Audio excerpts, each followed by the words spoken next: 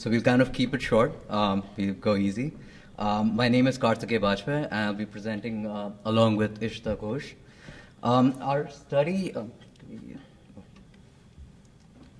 Our study, as Gustav mentioned, is focused on Echo India, which is a mobile payments platform in India, and has been briefly touched upon by Mani and Deepthi in their profile.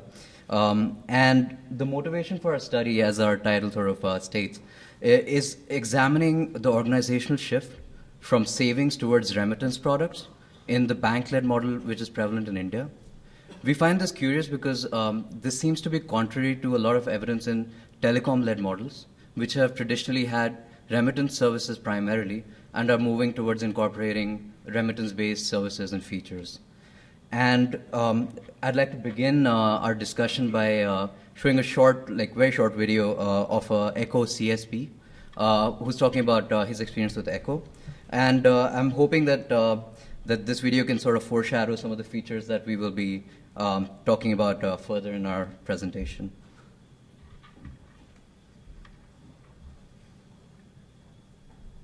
Last year जून में Echo ने charge with bank access कर दिया 2% कर दिया below 5,000 and above 5,000 100 rupees maximum charge कर दिया. उसके बाद भी कस्टमर Echo काउंटर पे आके खुश है क्योंकि बैंक में उसे लाइन लगना पड़ता है, टाइम वेस्ट होता है, पर्ची भरनी पड़ती है.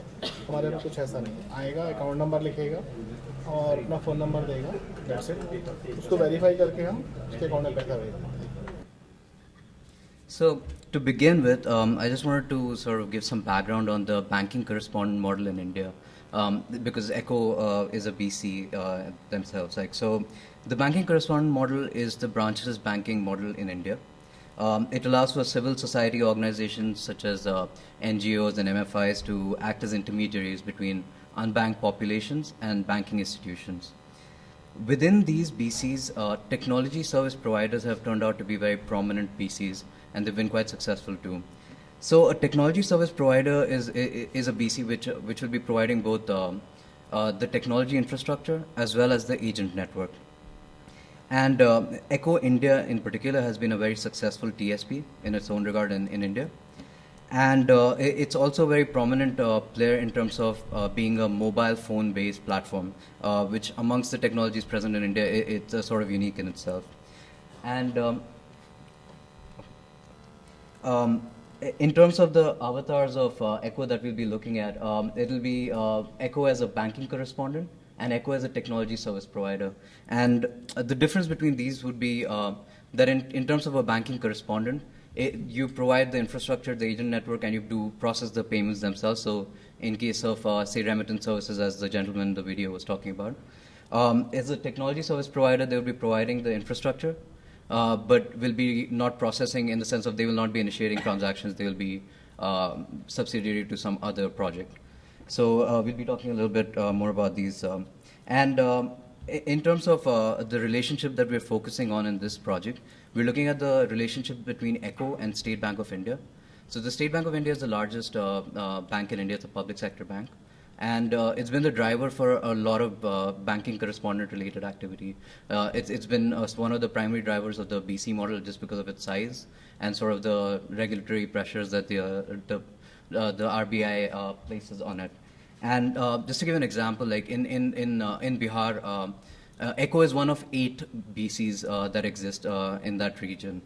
And SBI sort of, the way it looks at its BCs is that it has national level BCs, it has circle level BCs, which are like banking circles, and it has regional BCs, which will be like smaller areas.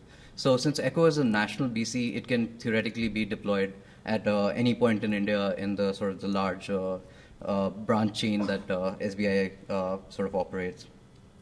And in terms of our data collection, we did about a month and a half of data collection, like 45 days of data collection, which is spread over 2.5 months. We traveled to 4 sites, New Delhi, Patna, Lucknow, and Varanasi. I'll sort of just give a brief description of each of the sites to give an idea of the context that these sites have presented in terms of the banking correspondent model and Echo in particular. New Delhi is sort of it's the capital of India, and it's one of the the major migration destinations. So it's a great spot for remittance-based products. Most of those migrants are sending money back. It's just like the agent in the video at the start. Patna is the capital city of the state of Bihar, and it's the place where Echo and SBI started their savings product. And the idea was that this would drive financial inclusion in terms of opening savings accounts for people who previously did not have access to it. Lucknow is a recent Echo operation in the sense that they have just started remittance-based offerings there, and they're trying to diversify over time. They've had some sort of issues in terms of technology infrastructure. They wanted biometric things which were supposed to come but didn't. So it's still a growing market for them. And in Varanasi, they operate primarily as a TSP for Cashpur, which is a local MFI. Similarly, in Patna too, Echo exists as a TSP for Saija, which is a microfinance group. So the way a TSP sort of operation for Echo would be is that the group members would have to do their weekly loan repayments. So they would be told to go on Thursday to an Echo agent and do their loan repayment.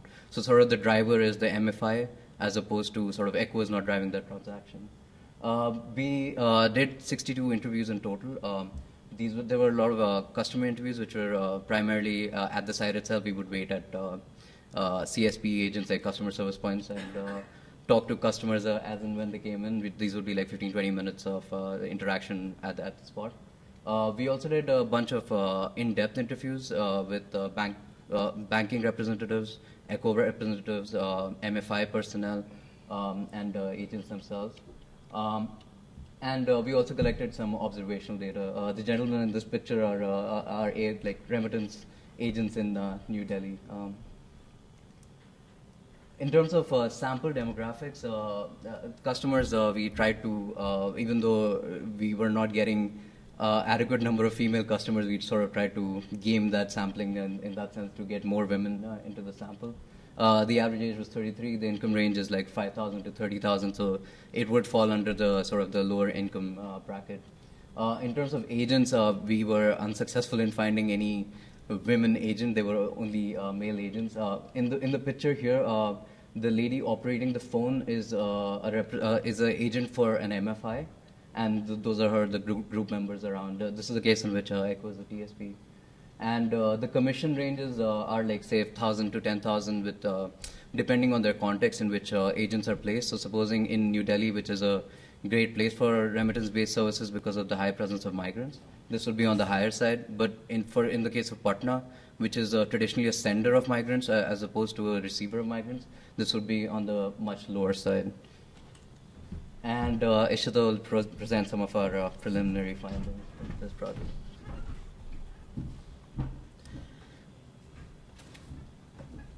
Okay, so after about 2 months of sort of going over our data, we analyzed it, we're going through repeated rounds of coding.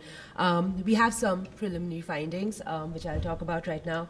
I guess the most poignant of these was just the differences we found between the remittance and the saving services in and of themselves. The first thing, and I mean, just the reason I call them poignant in the first place is because we believe that this was affecting their uptake on the mobile backbone in the first place. So what we saw, over the course of a fieldwork was that the remittance services were sort of driven by an explicit need in the market, in the sense that if there is a need to move money around in the market and there's a lack of supply for a suitable product that sort of addresses that demand, then any affordable and convenient remittance product will sort of rush in to fill that gap. And also, remittance products tend to mimic the natural human migrant patterns, and this tends to be very typical in the developing, world context, where people tend to move around a lot in search of a better living. Saving services, on the other hand, tend to demonstrate a more implicit need in the market, especially among lower income populations. So people recognize that they need to save, that they need to put money away, especially in times of emergencies. However, they require initiative, discipline, and restraint to actually save. So in that sense, whoever we spoke to in terms of providers, in terms of even customers, they would sort of recognize that there needs to be very intensive sort of financial literacy drives that accompany the uptake of these saving services. And that makes the saving service a very expensive proposition for providers in the first place. So we also saw that, remittance, it's fairly intuitive, are one-time transactions in that they're discrete transactions. They begin and end in one session. Savings transactions, on the other hand, require a person to lock in their money with the provider for weeks, months, years, what have you.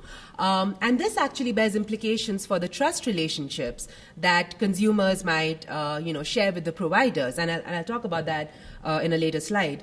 The other thing we saw, which actually, I forget who, I think VP talked about this in the previous panel, were the success metrics, like what metrics were being used to determine if savings or the remittance products were actually successful in a given context. And, as far as remittance goes, it's fairly straightforward. You just sort of count the transactional volume. And just as a note here, I know that in India, we don't really count the folks who are withdrawing money on the ecosystem because they tend to typically go to the state bank, bank branch or the ATM to withdraw. They don't really withdraw from the Echo agent as such, very seldom. So you're pretty much counting the folks who are sending money. And that's fairly straightforward. That's the success metric for remittances pretty much anywhere. But when it comes to savings accounts, and Deepthi mentioned this, they basically count the number of accounts opened, and they don't really track the activity on the accounts. And this is interesting because what we saw is that it's fairly easy to get people to open up savings accounts. You have a canopy, you have some music blaring. These days, with the introduction of no-frills accounts, where you don't have to sort of lock in a lot of money to start the savings account, people come, they put in a small amount of money, they open up an account, they forget about it, right? And so the fact that a savings product is successful based on that metric doesn't really mean anything. And I do agree with you, Deepthi, when you said that, for it to really include a sort of lower income population or to really include unbanked or unserved populations, it needs to track, the financial activity on those accounts as well. And finally, what we saw is that the way consumers were reacting to technology breakdowns or process failures in the ecosystem was very different when it came to the remittance or the saving services. Technology breakdowns would affect remittance users less adversely than they would savings customers. And this was primarily because savings customers had very high expectations from the savings providers. They wanted their savings system to be consistently secure and sound. Moreover, remittance users were typically sending much less than $200 at a time, and it was a hit that they were willing to take if there was indeed a breakdown, even for a little while. Moreover, what we saw was that remittance users can jump from provider to provider fairly easily. If they're not happy with one provider, there's somebody else, they can jump ship fairly easily. But when it comes to savings products, it's difficult to open a bank account. You can't just jump providers like that. So that long-term investment and that long-term relationship that they have with providers just makes their expectations from them that much higher. So these are some of the salient differences we saw, and I'm just going to move on to the next finding that we sort of saw, the issue of trust in the Echo ecosystem. So there are essentially three elements you can trust in the ecosystem. You trust the Echo brand, you trust the state bank, which is the bank that Karthik talked about, or you trust the agent himself. Now, I don't know who brought this up, I think Mani did, but the Echo brand by itself is not really well known in India, and it's because Echo has historically not spent too much money promoting themselves, right? So nobody really knows them. It's difficult to trust them when you don't know the brand. State Bank is a fairly well-known brand, and people do tend to trust the bank itself. Users will trust the agents when they have known the agent personally for a long time, and this isn't atypical because Echo will a lot of times select agents if they have been long-standing members of their immediate communities. But there are situations when a user has no relationship with either Echo, SBI, or the agent. And in that case, what we saw, and we saw instances of this during our fieldwork, was that they just test the service. It's very easy. So the remittance service is, amenable to sort of a one-time test, just because it's a one-time transaction. So a person will go, they'll just sort of remit 25 cents over the mobile backbone. It reaches to the desired recipient. They're like, you know what, this checks out, this works, I'm going to use it. It's very hard for them to test the savings product in the same manner because, your money is constantly locked in. You have to constantly keep track of it. So in that sense, we saw that it was easier for people, for new customers who aren't used to this mobile platform, for them to sort of start using remittance products on the mobile backbone as opposed to savings products. Also, there was a constant ongoing negotiation of trust between the consumer and the provider. And so again, this goes back to the technology breakdown and the process failures that I talked about. People were just not, very okay with technology failures when it came to their savings products. I'm going to move ahead. So I want to talk a little bit about the SBI Echo Relationship as well. So, as Karthik mentioned, State Bank is the largest bank. They're, very driven to fulfill the financial inclusion mandate in the country. So they would constantly tell Echo that, you know what, go ahead, open more retail agent outlets in rural areas in the country. And Echo's like, but we need more urban areas. We need to become financially sustainable as an organization, and then maybe we can tackle the financial inclusion agenda. And what this led to, in the negotiation of this tension, they sort of classified savings as the, financial inclusion quota and remittance under the load shedding agenda. So the SBI branches would see very heavy traffic, of remittance customers at their branches. So after some time, they just started sending any and every customer who was sending money lesser than $200 to their business correspondent, business correspondents. And not Echo specifically, but just their host of business correspondents. And basically, this categorization was very interesting because it sort of reveals how providers might think about savings and remittance. Savings, let's face it, when you have access to a bank account, a savings bank account, that is a more inclusive financial service than just having access to the capability of moving money around, right? At the same time, like I mentioned before, promoting savings accounts, selling savings services is a very expensive enterprise. And remittance practically sells itself if there is a need in the market with very minimal marketing investment. So in that sense, remittance is sort of the star product on the mobile backbone. And we believe that going forward, providers will be making money off the remittance product, be it the bank-led model or the telecom-driven model. I'll also talk a little bit about the SBI Echo liaison. This sort of percolated down to the very localized branch level, at least in the cases that we saw. So like I said, the bank was not formally allowed to refer customers to one specific business correspondent unless there was a very good relationship that was being forged between that business correspondent and the bank. So in cases where the Echo representative had managed to sort of, make a specific bank manager happy, the bank would sort of refer customers to them. And this is interesting because the uptake of services goes beyond the product to sort of external relationships. I think I can skip the other 2 points for lack of time. And also, like, Karthik brought this up in the beginning of Echo's 2 avatars in India, that of it being a business correspondent, where it's sort of furnishing the infrastructure to complete payments, as well as initiating and completing those payments. Versus when it's a technology service provider, where it's, just furnishing the technology backend, that's all it's doing.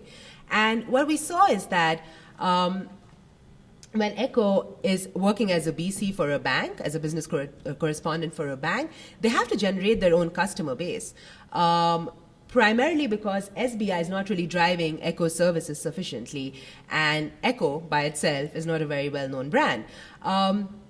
However, when it's working as a technology service provider, for the MFIs that Karthik brought up, Saija in Bihar and Kashpur in Banaras, they don't have to do any of that. They can just leverage the existing customer bases of these MFIs. And what we saw was a very fruitful partnership between Echo and these MFIs, with Echo being a technology service provider. And I don't know if am I out of... Oh, I have 1 minute, yay. So, yeah, I mean, I can answer more questions about this if you guys have any, after the panel, but that was the general idea. So just in terms of Echo and where it's heading over the next, few years, we foresee that it's going to sort of engage in more meaningful collaborations with different banks. Not only that, it's going to try and increase the complexity of its products. So we're already seeing instances of, them trying to sort of push out fixed deposit, recurring deposit type of products for low-income populations. And this might help in bringing a bigger, swathe of customers into the ecosystem. Again, like I just mentioned, we believe that Echo as a technology service provider going forward might be more successful as a business correspondent. And finally, the Central Regulatory Bank in India is, trying to get everyone, all the business correspondents, to use sort of biometric information for identifying customers uniquely. And I believe Echo is currently working on that technology for that reason. And, who knows, it's going to be much more better. So, yeah, with that, I'm done.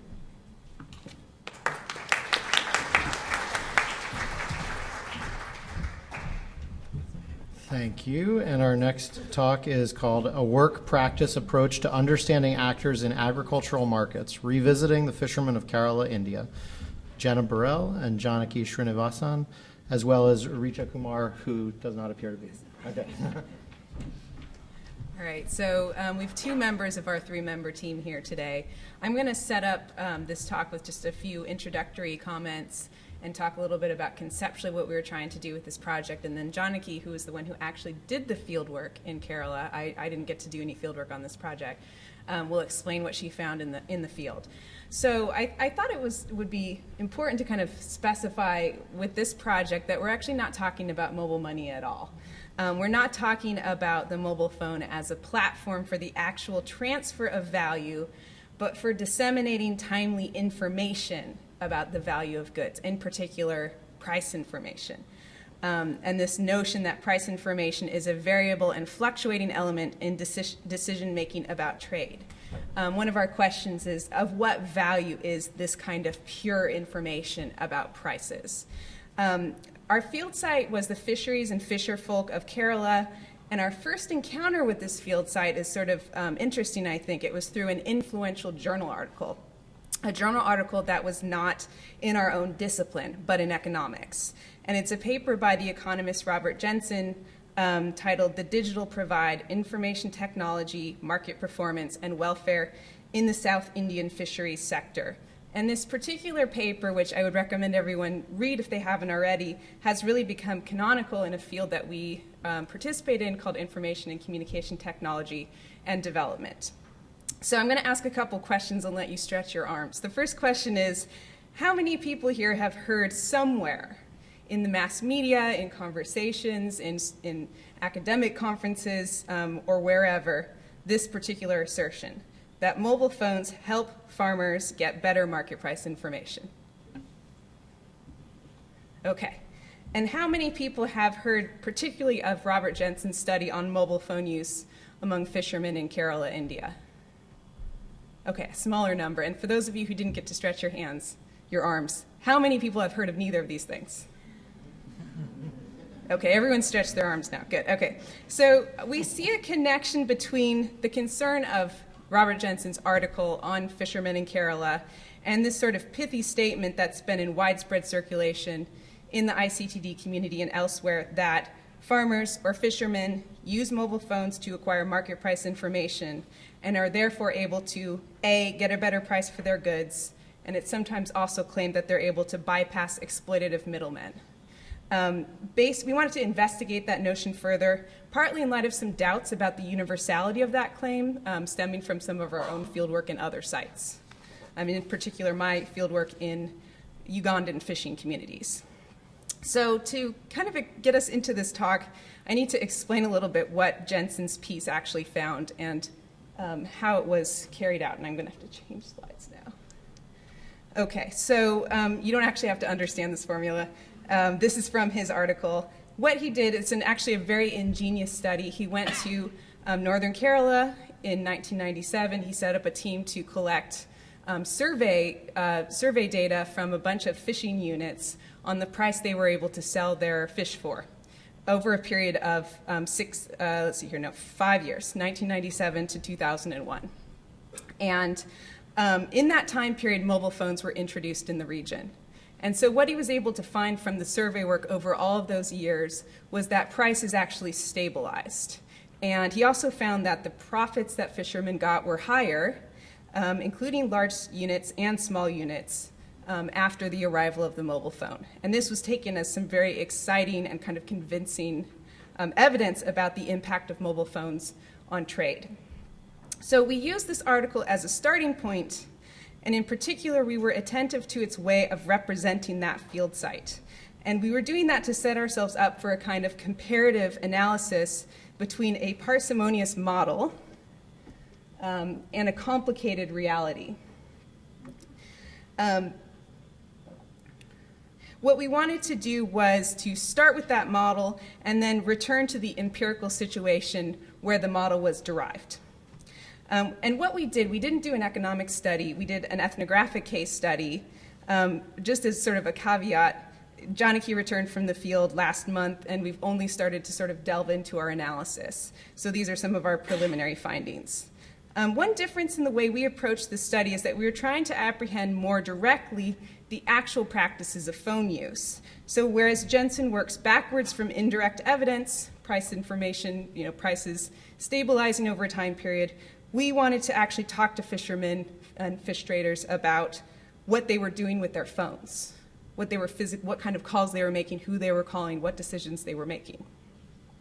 So we were also trying to get at a kind of ethnographic holism, trying to account for the whole story of the region, its economic and political history, how it was situated in the world, and to basically unpack the elements of this model and to render it more complex.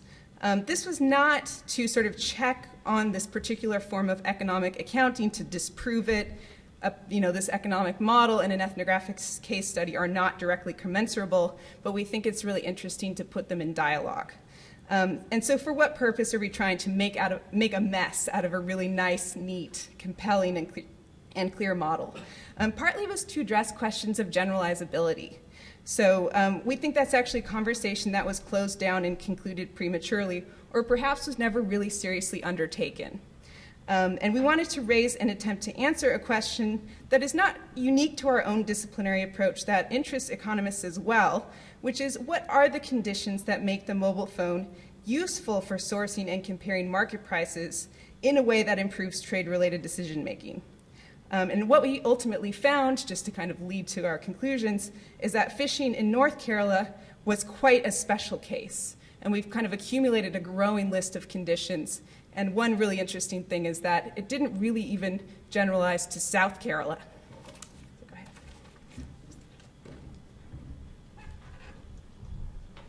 So just to review the setting and the actors from Jensen's paper. Jensen's research was conducted in the 3 northernmost districts of Kerala. And he talks essentially about a producer who has the boat and goes out to sea to fish. The fish in question was sardines, which was Jensen's focus in his paper. And this fish is then auctioned in a beach market or a fish landing center to a consumer or a buyer. So it was within this situation that mobile phones made an appearance in 1997.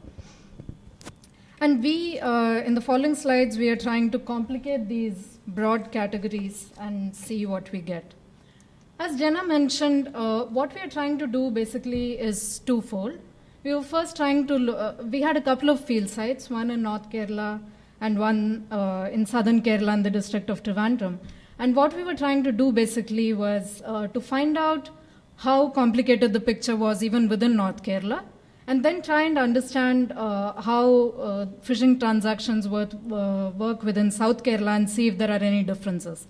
And at the outset, there are 2 differences that we want to think about moving forward. One is that just the geography and the physical conditions in north and on the northern and southern coastline are quite different. So one of the differences is that the northern coastline is sandy while the southern coastline is rocky. And this influences the kind and the size of the boats that can actually be operated in the two regions. Another physical difference is that southern Kerala suffers much more adversely from the monsoons, which means that some of its fish landing centers and harbors are not open throughout the year, which is different than in the north. In terms of the fishing community itself, the northern side that we looked at is a predominantly Muslim community, whereas the southern community is Christian. And we'll see how both these natural and religious cultural factors play into how fishing transactions take place. So the first thing that we found at both sides was that the category of a producer or a seller is actually not really a single category. So you can see here a variety of sizes and types of boats. In addition to the boats themselves, fishermen also use a variety of different kinds of nets, hooks and lines and so on to fish. And the reason this is important is because as I mentioned earlier, in North Kerala, much larger boats are in use. So for example, on the upper right-hand side, you see what is called a ring seine boat, which can have a crew upward of 50 people. It will get back between 3 to 12 tons of fish, typically single variety, typically sardines. Whereas some of the smaller boats that you see at the bottom get in only between 1 to 1.5 tons of fish, and also a much greater variety, so not a single variety of fish. And this is especially true on the south coast, which has even smaller boats that can have a crew ranging anywhere between 2 to 10 people, but where the catch is at most in hundreds of kgs, and again consists of much greater variety in every boatload. The important thing for us to carry away from the slide is that the investment involved in equipment in northern and southern Kerala tends to be really, really different because of the size of boats that are going out to sea. If the producer or seller was not a single category, nor is the consumer or the buyer, in both the south and the north, buyers consist of really small scale vendors who sell either right at the beach, as you can see here, or they might sell in retail markets, or they might go house to house selling. There are also people who salt or dry fish, or they take them to waste processing factories. And finally, there are the wholesale merchants or exporters who take the fish in large insulated trucks to other destinations. And here again, the differences between the predominantly Muslim north and the Christian south are quite significant.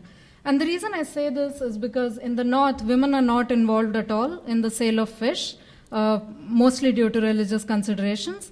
But in the Christian south, women actually form a large part of the small vendors who sell fish. And this also possibly explains why women are never really mentioned in Jensen's paper, which focuses on the north. But we found that gender is a really important factor for us because the constraints and resources that were available to male vendors and female vendors were actually really, really different. And this also had some implications for how important they found price information or how they chose to use mobile phones. So putting all of this together in one grand, complicated picture, let's see where we go from here. So we already know that instead of a producer, there are various categories of producers, and there are also different types of fish, sardine being only one of a very particular variety among many. The other part, which is a new actor that we now see, is an investor auctioneer. So the transaction actually does not take place directly between the producer and the consumer. It is in fact, the key actor here is an investor auctioneer. This is a person who has invested in the boat and in return for investing gets a percentage share of the sales and also gets the right to auction that fish. So when the fish is brought into shore, the producer hands it over to the investor auctioneer. He is expected to, unless there are seasonal reasons why he would go to other markets to sell these. And the investor auctioneer then auctions this at the fish landing center to various categories of buyers who I've already mentioned: the export agent, the wholesale agent, a fish vendor, or a waste processor. We also have another new interesting actor here who's probably the only one that's not part of this auction, who's what I'm calling a scavenger. Basically a person who hangs around on the beach, tries to find opportunities when no one's looking and he can get a couple of fish from boats, or also sometimes in transferring fish from the boat to auctioning, some fish fall off, so they'll pick those up and they'll go conduct their own auctions on the side. So that is a group that we are not really looking at here. Another new actor who we met particularly in the south is a church tax collector who possibly has the best sense of what's going on at a fish landing center, because he ends up collecting a 1% tax from both the buyer as well as the seller for every single transaction that takes place. And people don't really resent that actually, because they see it as something that goes to the church, and the church then supports the local school and so on. So this is actually the scenario in which mobile phones function. And I should mention here that not everyone has a mobile phone. Some of them are more likely to than other people. Like some of the fish vendors, especially the very small ones, might not have cell phones. But what is even more interesting is that they all use it in really different ways. And before I go into that, I just want to, this is where I'll talk a little bit about looking at this diagram, who are the different actors who really find price information very important in their decision making. And I'm going to use mainly the example of the producers to try and understand two situations. One is, how is price information differently important between large and small scale producers within North Kerala? And then how is it different between producers in North and South Kerala? As I've already mentioned, the boats in North Kerala tend to be really big, and the investment for such boats also tends to be really much higher than in the South. And when I say higher here, I mean between 12 to 15 times the price, the investment that's involved in the South. So that's one thing. And as a result of that, typically there are multiple investors in each boat in the North. And very strategically, the producers try and draw these investors from different markets, from multiple markets. So regardless of where they go to sell their fish, they have a trusted auctioneer through whom they can sell that fish. So that's one thing. The other thing is also geographically, the North has all these fish landing centers which are much close to each other, and they are open throughout the season. So for these two reasons, fishers actually have find it feasible to sell in different markets. If you have a large enough boat, and if you get back a large enough catch, then it is actually possible that selling in another place, which has even a small difference in price, can make a huge difference to you. But you find that even within the North, people who bring in much smaller catches don't find it as important to find out the prices, because they'll need a really big difference in price to be going to another place to sell. And when we come down to the South, where investments are much smaller, you find that typically there's only one investor in a boat, and you're tied to that person and you're expected to sell where that person is auctioning. So you will not be as interested in prices in other places. So price information actually turns out to be something that basically the large boat owners are the most interested in, the ring scene boats that I showed in the North. You can have similar arguments also for buyers, but I'm going to look at only the producers today. So all this said does not mean that mobile phones are not extremely popular in Kerala. And I would just like to point to a few instances where they are useful, especially in what we call coordination work. So fishers, for example, mention that when they can't find fish in the sea, they call up their friends or kin to find out where they have found fish that day. And then they use the phone, these directions on the phone in conjunction with a GPS to land up at that location and fish. So that is one thing that most of them mentioned. The other one is in case of emergencies, like if you have a malfunctioning engine, while you're out at sea, you try to call up the shore to find out ways to be rescued. Then they also try and call up their auctioneer when they're closer to the shore to make sure that the auctioneer is there to auction their fish. And in case they have a large catch, that he'll also arrange for things like ice and so on.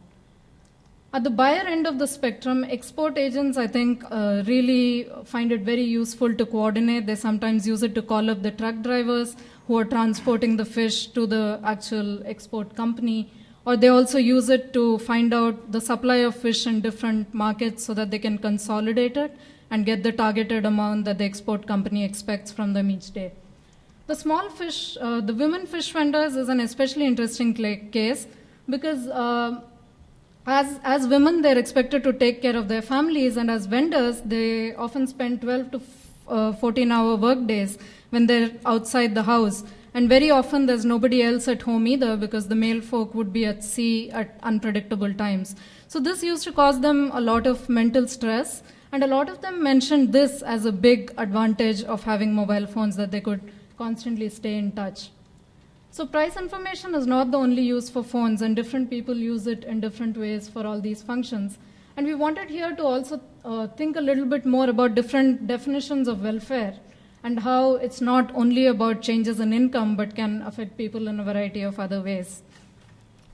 So going quickly on, we also had, we wanted to make the point that there have been several kinds of generalizations on this article, and we just want to touch on three. In going from the reality to Jensen's article to the ways in which it has been picked up in other articles and popular press. So we start with a really complicated situation of many kinds of actors, and this gets reduced progressively in Jensen's article, where he chooses to focus on one kind of fish, producers and consumers, to other articles which then talk even more broadly about fishermen and fish. A second kind of generalization is in the use of phones, where you start off with a condition where there are many users of phones, go to one where the chief use seems to be price information, and finally to a situation where they are said to lead to better prices and reduce wastage. And a third way in which generalization happens is in going from the region of North Kerala to often references to all of Kerala, or even to the developing regions in some ways. And this pointed us to the idea of deleted modalities, which Jenna will talk very briefly about. Okay.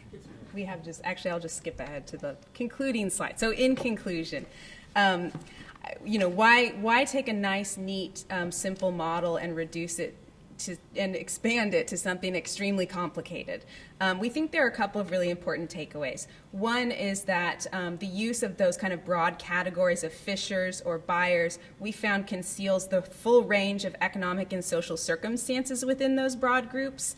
And in particular, lower income groups are most frequently obscured when we're relying on those kinds of aggregates and averages. There's also a sort of we think a limit on scholarly imagination about the necessary conditions that make market price information useful, and that you really need to start doing those kinds of comparisons to see whether this sort of behavior holds anywhere else. Consequently, following from this sort of generalization of the full model to this idea of fishermen or farmers using phones to get market price information, that a very kind of select few set of ideas are being taken up and turned into systems. So here's our one design implication. Systems like these very widespread SMS-based market price information systems that you see all around the world, which often trace their origins to this one particular study. We found that actually there are qualitatively different uses of the phone that could be attended to when you look at the diversity of fishermen and buyers and sellers, and new ways of designing that will reach those lower income groups.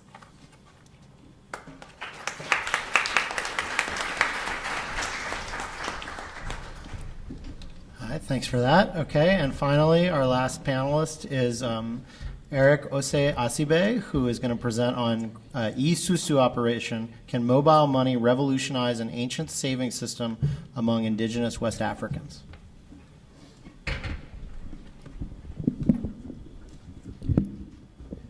Thank you. Thank you all. I know you're all very tired.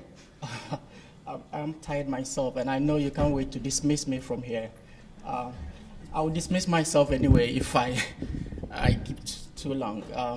So I thank you, but first of all, let me also thank IMTFI for the opportunity to be here. Thank you, Bill and Jenny and John, as well as Ivan and all the crew members. In fact, you've been very great supporting the project up to this far. My study, as you can see, is to study e-Susu operation, that is whether mobile money can revolutionize an ancient saving system in Ghana. Okay, so this is the outline that I'm going to follow. I will try to be brief. If I'm taking too long, you can just raise your hand up and sack me from here. So don't worry. Okay. So what is Susu operation? Susu is an ancient forms of saving, informal form of saving that has been with the people of West Africa, indigenous West Africa, for many years. It involves people collecting, going around, that is the Susu operators going around and collecting bits of money, small money from market women, from low-income earners, from roadside stores and hawkers and other things, to keep this money for them on rolling basis, so that every month they will return their money and keep 1 day's contribution. It's quite old and is known mainly among people of West Africa. In Nigeria, I think it's known as Isusu among the Yorubas. And then in Ivory Coast or Cote d'Ivoire, it's known as Nago. And then in Togo, which is also a neighboring country, is known as is it Najuma? And a host of other countries across the West African region. Why is Susu still important, even in this modern time, where there are mushrooming number of MFIs, banks, and what have you? Features of Susu that still make people still want to use as a micro form of saving is because the operators have a very good knowledge of the local market. They know the intricacies of the market. They know when to go for collection and when not to go. It's also quite convenient. It's from a doorstep kind of services from door to door. And so it's very flexible for the market women who don't really have time to leave their ward to go and join queues in the bank.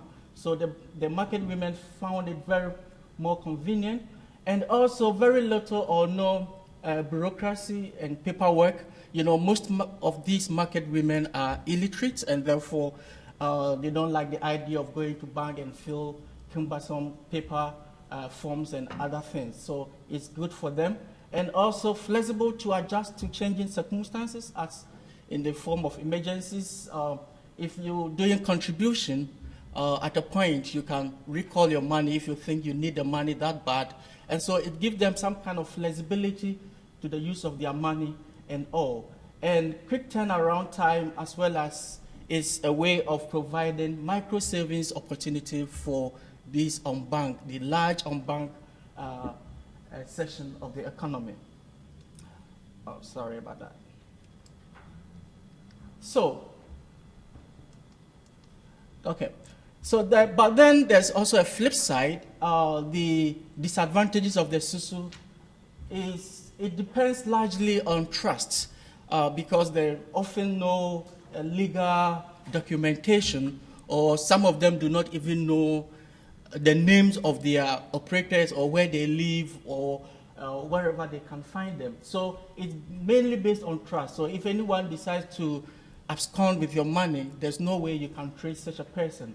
It doesn't involve any legal documentation, paperwork, no, except with a piece of card in their hands. So as you can see, just a piece of book to record the daily contributions and all. And so these obvious operational, it culminates into operational inefficiencies in that it leads to high transaction costs, because that is the demerit side. People have to use, or either they have to walk or use bicycle and motorbikes, and therefore the scope is limited, as well as the skills, because they cannot cover a large area because of transportation issues and all. Also, because of the fact that they have to walk with huge sums of money, they are usually prone to robbery and attacks here and there. And there are also charlatans ones among them. Some people somehow bought with other people's money. They just abscond and they will be nowhere to be found. And because the system is not well regulated, there's no legal framework or regulations guiding them, sometimes it's very difficult to trace or to ensure enforcement of repayment. Thus, for these reasons or these setbacks, they have not been able to actually serve the needs of these unbanked, the large unbanked and untapped informal sector that constitutes about 80% of the workforce in Ghana. Many of them are still outside the mainstream financing and they do not have access to any form of financing. But the issue is mobile money the answer? Can mobile money, the rapid diffusion of technology and infrastructure advancement, can they actually leverage on this modern technology to reduce the inefficiencies and high costs in the SUSU operations and still maintain the SUSU operators or the SUSU users, the micro savers, the easiness to save and to set aside money, whether that could be possible to use this mobile money instead of the people coming around every day to collect the money. They can just test the money to them wherever that they are, and that would reduce the incidence of theft, transaction cost, walking or riding on bicycle and being prone to theft. Is it possible in this sense? Okay, I will just keep here since Vivian and colleague had talked more about the state of money in Ghana. And to go to the specific issues that this research seeks to investigate, one, we seek to find what factors are influencing the use of SUSU as a store of value or micro-serving infrastructure. Are there any social or cultural practices that bind people to these services? Despite all the financial services, what is really explaining why people still keep to the SUSU operations in Ghana? And then also, what is the extent of usage or knowledge of mobile money within the SUSU operation by both operators and the savers? And finally, we want to, what factors will determine the SUSU operators and the users' willingness to accept or use mobile money in place of the traditional practices? Actually, there's one more. Will the use of mobile money complement or substitute the work of SUSU operators? So these are the questions that we seek to find answers to. The conceptual framework, is there any conceptual framework underlying this study? Yes, we try to use the conceptual framework by Rogers 1962 about the innovation adoption theory. And in the innovation adoption theory, he seeks to explain how, why, and at what rate new ideas and new technologies spread through cultures over a period of time. And in fact, Rogers in 1962 said that the process of adoption actually goes through the awareness stage to the interest, and then to evaluation stage, and then to the trial stage, and then adoption stage. But this process was actually changed in 1995, where he said that the adoption stages for innovation actually move from the knowledge of innovation, which is key, to forming an attitude towards the innovation, that is the persuasion, being able to persuade the potential user, and deciding to adopt or reject the innovation, which is another stage. And then we have the implementing the new idea, as well as the confirming the innovation decision. So with this framework, I put together this flow chart that actually underpins the whole process, the whole complexities of mobile money adoption. And so we have the knowledge base, the persuasion stage, the decision stage, implementation, and then the confirmation. Now, the decision is either to reject or to accept. Now, what will underpin the acceptance or the rejection will depend upon the individual heterodox characteristics or demographic characteristics, as well as social context, the cultural and other things, and then also the regulatory framework or the policy contexts that exist in every community or area. Then if it's decided to accept the subscription or if they decide to subscribe to it, the extent of usage will depend upon the level of competition or the marketing, costs and price, and then also the education and promotional campaigns, advisory services, education training, research and development. So all these explains, what Vivian and Doug actually talked about, the reason why we have low uptake in Ghana. These are the intricacies that the whole system found itself. If these things, if you do not put all these in context or look at these issues holistically, you may be missing the point. And then subscription, after accepting, what next? What is the consequences? Does it have any impact, benefits to the user?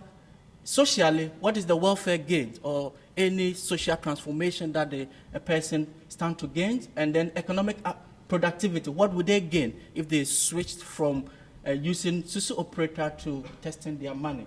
And so these are the conceptual framework that underlie the whole adoption that I try to put together. Okay, so the actual work itself, the sampling design and methodology, we use three-pronged approach that is focusing on the traditional SUSU operators, those that go to the market to collect the money, and then the SUSU users, as well as the telecom operators. So these are the three key players that we seek to seek their minds as to how best to adopt this technology in the SUSU operations. Now, the location and stratification, we have the Accra, that is the capital city of Ghana, and we actually sample 10 main local markets, and then also Kumasi, the second largest market or city in Ghana. Also, we sample 6 local markets. And this is a typical market that you can usually find that is huge informal sector and with varying or different types of product being sold in these markets. So sampling methodology, we use structured questionnaires and the focus group discussion to try to capture the data. So preliminary results, some of the are missing. I just tried to put a lot of things together here. Now, so this is for the SUSU operators, that is the first set. The age distribution, we have the greater number of them being below 30, more than 50%, and quite significant, 27% above 40 years.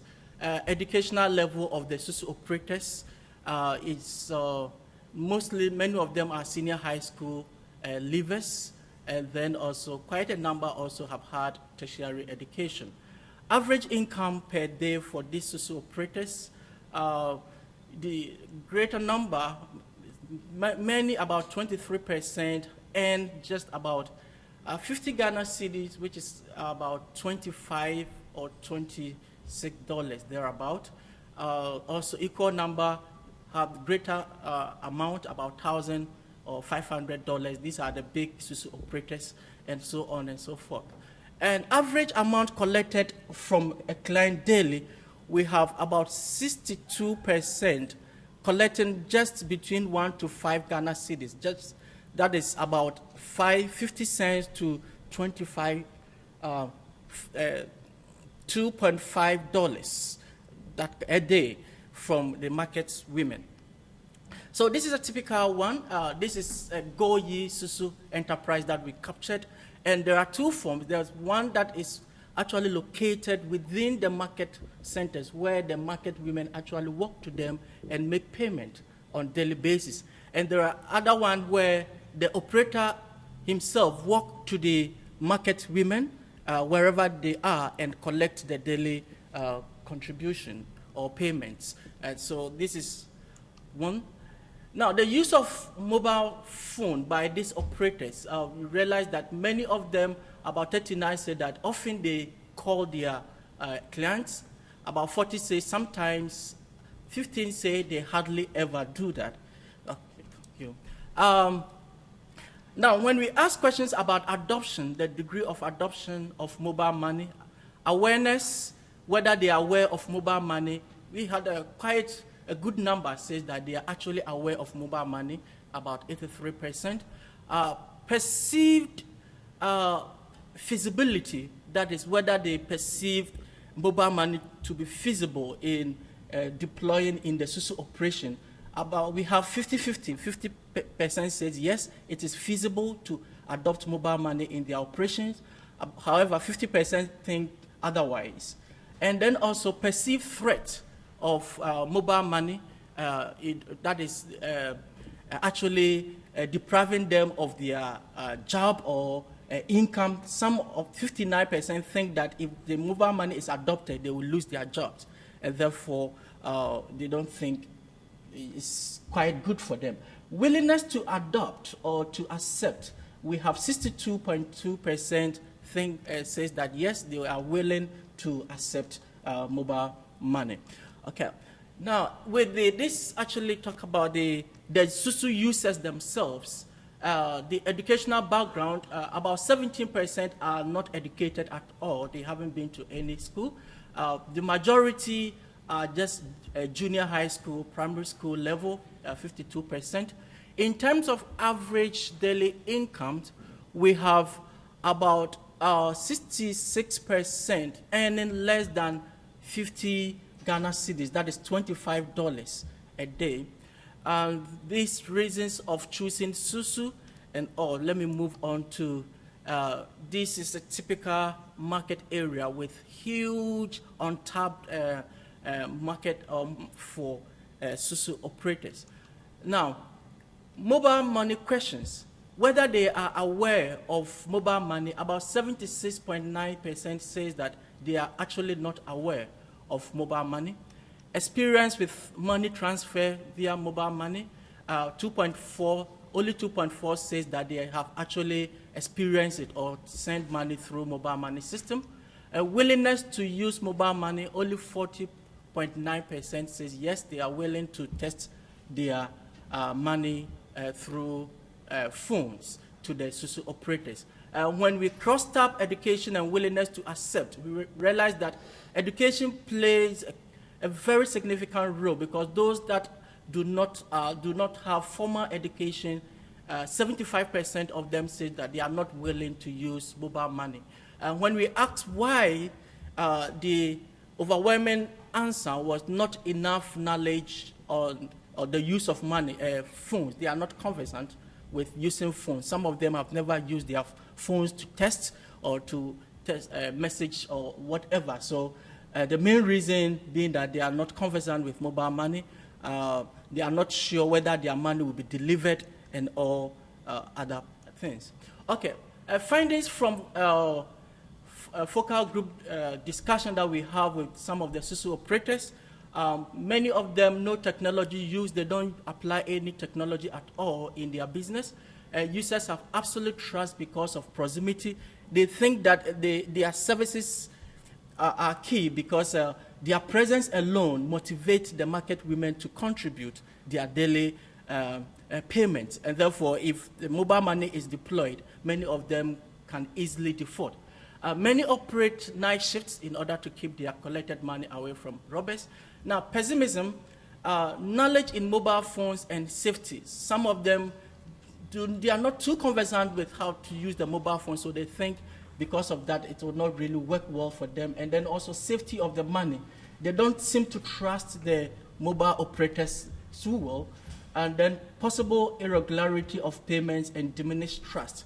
Now, if the market women do not see them, they may not be regular in payments. And then optimism, many are hopeful of becoming agents, particularly the mobile phone operators. And so let me just keep this one. Now, this one I'll just briefly, if you can spare me just a minute. It prevents, these are the SUSU users thinking about the use of mobile money. They say that why they still use mobile money. When we had a group discussion, it prevents incessant, that is why they still use SUSU operations, incessant demand from relatives and attacks by thieves. That is the main reason why they still want to use SUSU every day or save. And many hear of defraud and other things. They hear that people defraud others in the SUSU operation, yet they still want to use it because they find it more flexible and able to identify with it. A higher percentage does not know where the operators reside or operate. They prefer if the operators work every day, including holidays.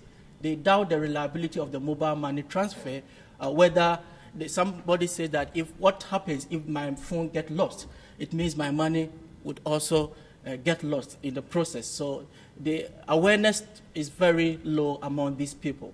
Okay, tax to completion. Now what we seek to do next is to go to the mobile phone operators to ask them what they think will be the best way of adopting mobile money in the social operations. And then the next is to undertake a quantitative analysis of the survey data to determine factors that that are important in explaining willingness to accept or reject mobile money by operators using simple logistic regression analysis. And then have a draft report and submit a paper for journal publication. Thank you very much for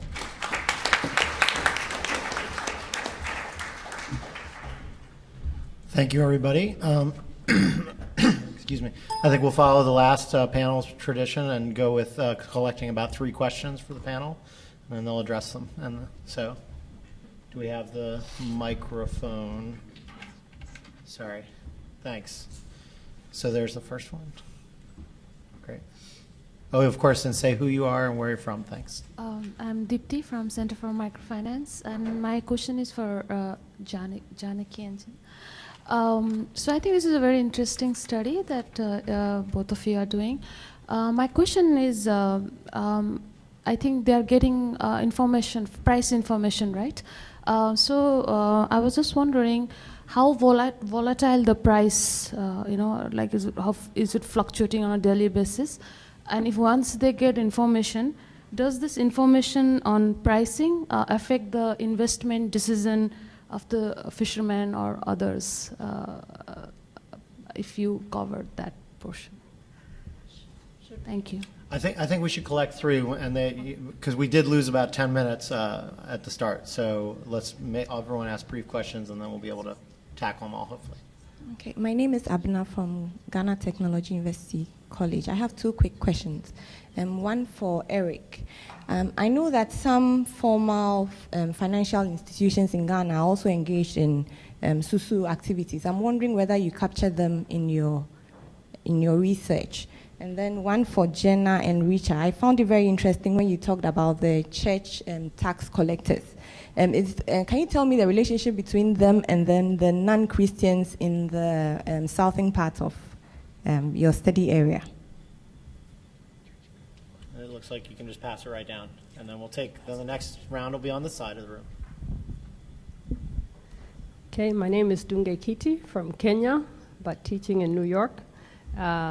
Thank you to all the presenters. Excellent research and presentations.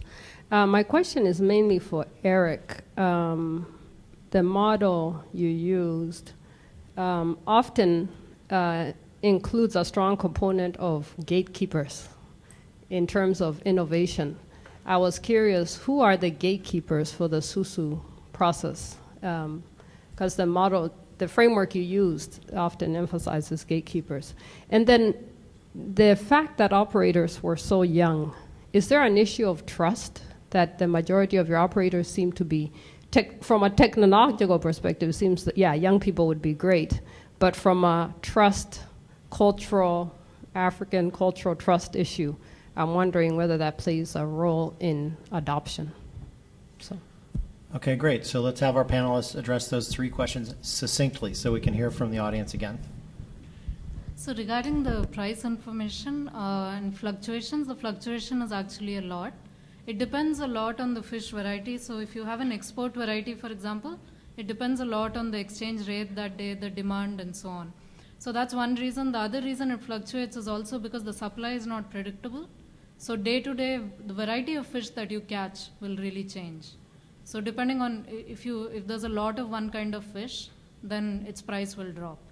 So that's why within like a week, I saw one particular variety whose price went up from 100 rupees a kg to 140 because export demand for it had been raised. So that was one. I was not quite sure of the investor question. So because investment decisions are slightly more long-term, so someone who invests in the boat knows already that there's going to be this fluctuation, and to a certain extent takes that chance that over a period of time it will sort of even out. And so I don't think it drastically influences investment decision. What does influence investment decision is that there's been a lot of money flowing in because of Kerala's traditional migration patterns to the Gulf.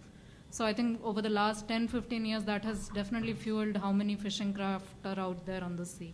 So that was one. Regarding the tax collector, so this was a practice that's been going on for about 15 years now, and every transaction that happens on that beach gives the church 2% of the sales revenue of that transaction. And this money basically is supposed to go to the church, which runs a public school in the area, and also sometimes supports families of fishermen who are lost at sea and other such family in situations of critical times for families, I guess. So that's what it goes to. Great. Okay. Yeah, go ahead. All right. Thank you for your questions. Yes, let me attempt to respond to the first question, asking whether my study captured the formal banking system that tried to use the SUSU operations. Not exactly, because this study tried to look at the indigenous form of the SUSU operations.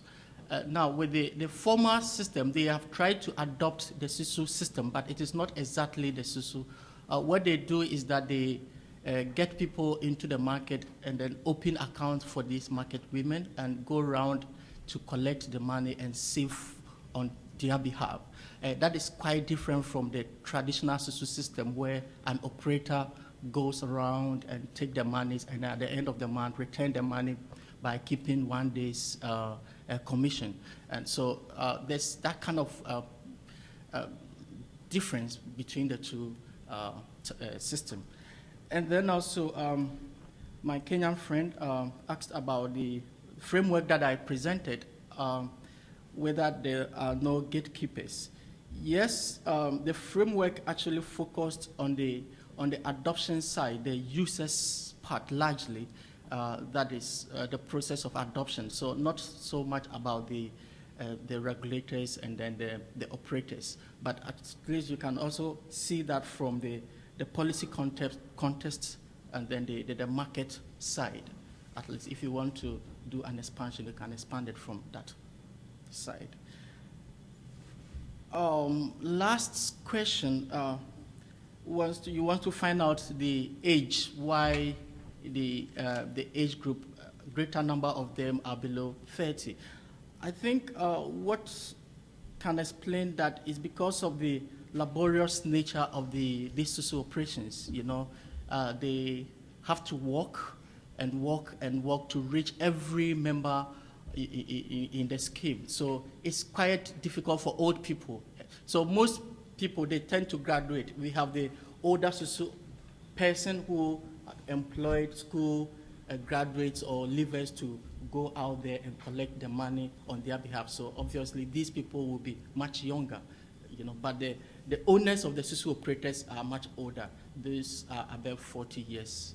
And so thank you. Okay, great. So now, I don't know exactly where the mic is, but let's take this side of the room this time. So hands up, please. Oh, okay. Sorry. Okay, Thank you for the very insightful presentations. This goes to Eric. Eric, I think your paper will form a good segue to achieving the objectives of the March 12th, 13th conference. Will you be willing to just, yes or no, yes, formally ask you to submit? Of course I will. Thank you. I am Pradeep Besak from India. Questions to Bajpai and Ishita. Look, there are several issues of trust that came in from the friend from Ghana who presented. Same actually questions comes in India. We have seen financial institutions functioning in the area of saving, in microfinance, insurance, and whatnot. Many of the cases we have seen right in the research I conducted, I found, microfinance institutions actually charging exorbitant interest rate, not regulated. one saving company has came and took savings from the people, poor people, ran away. Poor people absolutely do not have any ability to fight against that. They absolutely have forgotten that. That's money saved, it's gone. So in case of mobile money, which is, which is virtual, you do not have a record also that such money has actually gone for remittance. If the issue of how to tackle the defaulter in case the company actually defaults, and if the person who has sent by remittance, if his money is not got back, if there is mechanism for protection of his, if not investment, remittance, then if that credibility issue is not taken care, I'm unsure if actually this mechanism works. I'm not sure if it has come under your research. Okay, there was a question up front.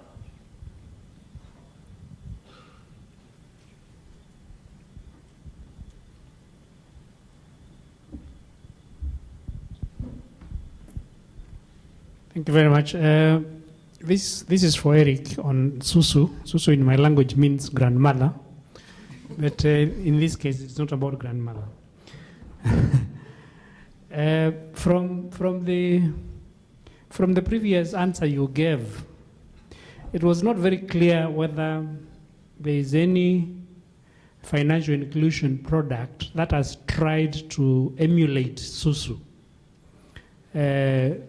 Faithfully taking advantage of the merits and trying to get rid of the demerits. Has there been any effort to try to emulate that in an electronic form, like a mobile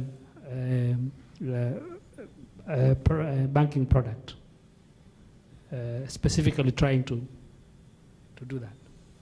Okay, great. And so we can take one more question and then go to the panelists. Looks like Vivian has one.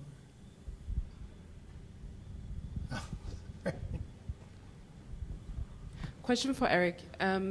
There was, I believe, a government move either last year or early this year to have all the Susu dealers registered. I was wondering whether that had any impact, whether it came up in your interviews about people's perceptions of the trustworthiness of Susu dealers since now they're being regulated compared to how they were before. Okay, let's move back to the panelists then.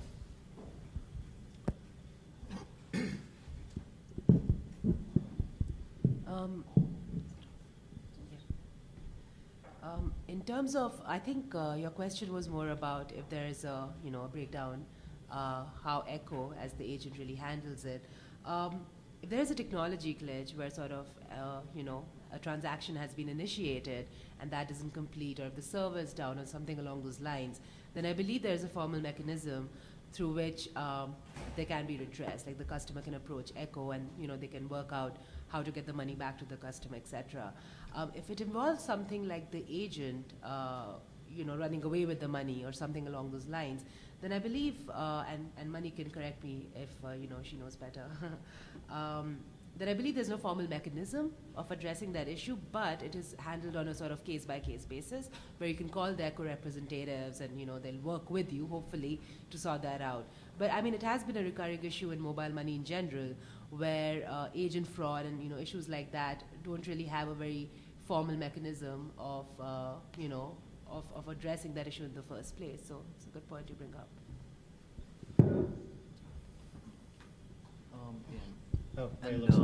If you're talking about the larger scale, sort of like the system itself, like coming down, I think Nokia Money was operating in India, and as far as we could understand, we spoke to a couple of the agents. Nokia Money was doing quite well, as in like it was profitable for agents, customers liked it, but I don't think it was profitable for Nokia. So I think they shut it down, and I think the customers are like still coming in, like every so often a customer shows up and says like, he's like sort of scandalized to find out that this service doesn't exist anymore. They can still get their money out, but it's a longish kind of process. So I mean, yeah, there are no clear safeguards, so it's a case by case thing. Money. Yeah, go ahead. Oh.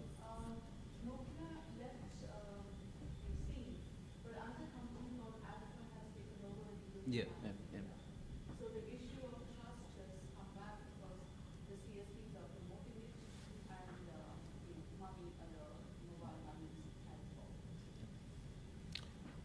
Okay, Eric, you want to go? All right. Thank you. Let me first answer the question about whether the former banking system have tried to adopt the this SUSU idea, SUSU system. Yes, there have been an attempt.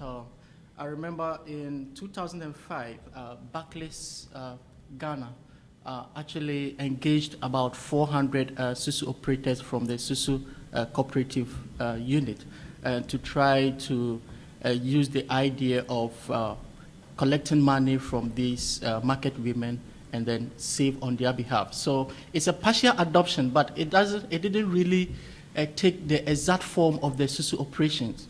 You know, this one was a form of financial inclusion, try to help people to open an account, you know, and then take their money and save on their behalf.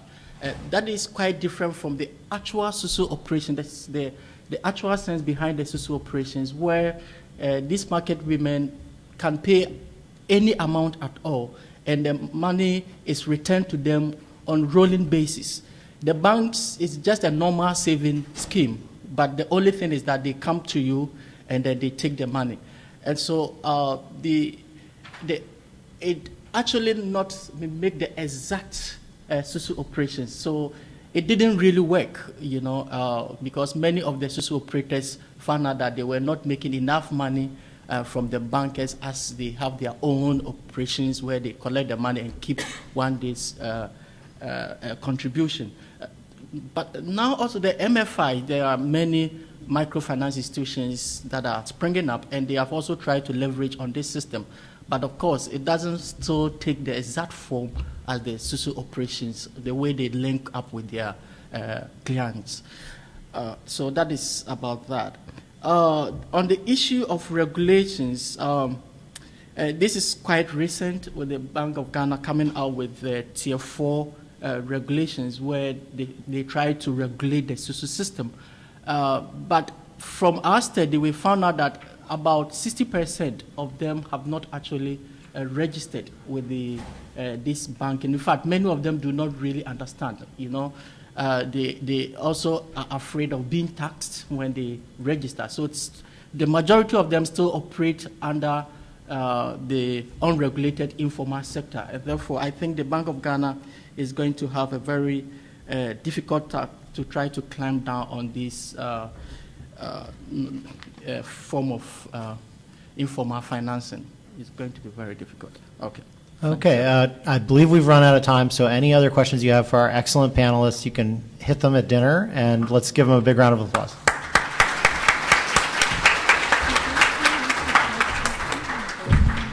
Excellent, and thank you, Gustav, for chairing this panel. Before we break for our wine reception and our dinner, which is going to be in the same room where we had lunch, just a couple of little announcements and things to note. The first is for those of you who brought money objects. Katie Eagleton from the British Museum will be there at the reception, and you can go up and bring them to her and talk to her about them. Second, I know that some people are near to collapsing with exhaustion, but it's okay. The first bus is going to come and pick people up at 6:45. Okay, the early bus is 6:45. So if you're one of those people who really just needs to get to bed, get on the first bus. And then there's another one at 7, and there'll probably be a third after that.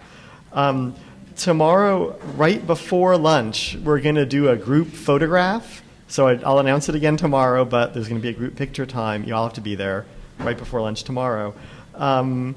And I wanted to say, you know, again, I've mentioned that we've been live streaming this over the internet. There have been over 200 connections throughout the day, and there's right now about 20 people who are still following us, hanging on till the bitter end. And as I mentioned earlier, we're really privileged to have Liz Losh here from UC San Diego, who's been writing blogs about the event as it's been happening and then posting them. A couple of those are all, I know, yay. Well, do you know that, so the first one, like 60 people have already like clicked on and looked at. So, and I expect that more and more will. So that's there on the blog at blog.imtfi.uci.edu. So thank you again for that. With that, I know that people have a lot of ideas and a lot of topics for conversation to share. let's take them over a glass of something that away. And I'll see you at dinner and then again tomorrow. Thanks.